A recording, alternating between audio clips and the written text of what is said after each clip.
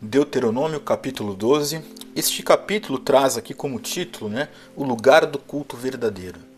É muito interessante que aqui parece que está muito claro, há uma ampliação de pensamento e de entendimento do mandamento sobre não ter outros deuses além do Senhor. Por quê? Porque quando você começa a avançar nessa leitura, você começa a ver que ele começa ordenando, Deus começa ordenando o povo dizendo o seguinte: olha, destrua por completo todos os lugares que são consagrados a outros deuses e tenham cuidado de não imitar a forma que este povo adora os seus deuses. Ou seja, vocês não vão me adorar em qualquer lugar onde vocês acham que deve fazer isso. E só que tem um grande detalhe, a partir do versículo 8, Deus ele sabe o momento que esse povo está atravessando, porque até então, nós já falamos isso no início das reflexões, aqui são os discursos de Moisés antes deste povo avançar para a terra prometida. Então ele diz o seguinte: olha, vocês não vão fazer como vocês fazem hoje, de acordo com o que parece melhor para cada um, porque vocês ainda não entraram na terra prometida.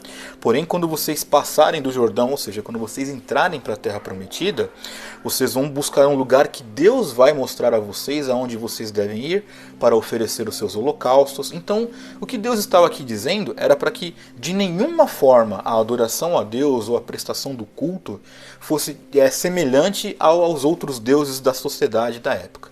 Isso é um sinal extremamente relevante para nós, porque é muito comum nós ouvirmos hoje em dia, inclusive por esse meio gospel, de tudo que acontece hoje é tudo novidade, porque nós temos que ser descolados, etc.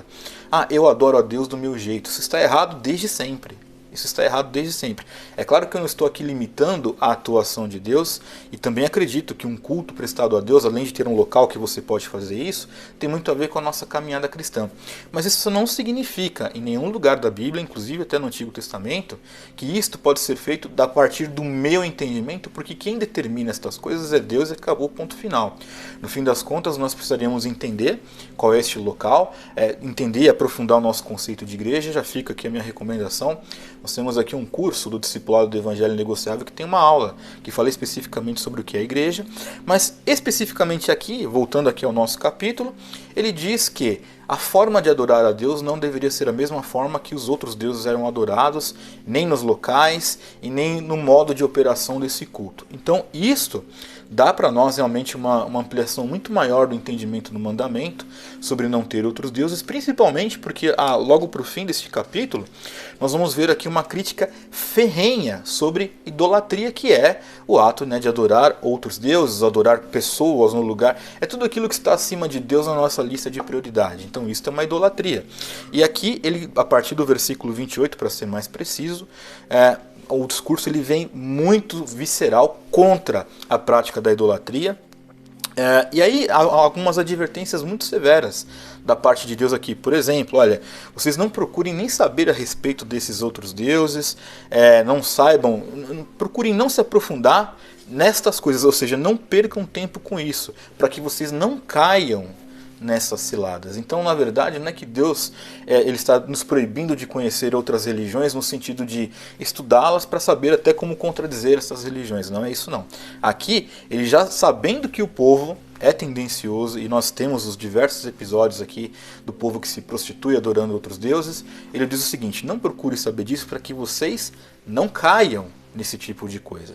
Ou seja, Deus então ele amplia o entendimento sobre não ter outros deuses, deixa muito claro que a forma de adorá-lo é uma forma que ele estabeleceu e que é distinta de todos esses outros deuses, entre aspas, e também nos alerta para termos um cuidado para não darmos ouvido a outro tipo de ensinamento, a outro tipo de religião que possa nos confundir nessa nossa caminhada cristã. Estas advertências são perfeitamente razoáveis para nós hoje em dia. Da mesma forma, nós devemos saber que sim, temos que ter um culto racional. Não existe essa questão de, olha, vamos fazer, eu adoro a Deus do meu jeito, porque nós sempre vamos fazer o que entendemos que nos é conveniente. E quando nós falamos de um serviço cristão, de servir a Deus, na verdade essa diretriz não pode ser nossa, e sim dele, porque o Senhor é o Senhor, não nós neste caso. E termos muito cuidado com muitas filosofias que por vezes são sedutoras. Quantas pessoas não vivem com uma fé confusa porque estão dando ouvido a outros segmentos? Então esses são os alertas, e para isso serve esta nossa reflexão hoje.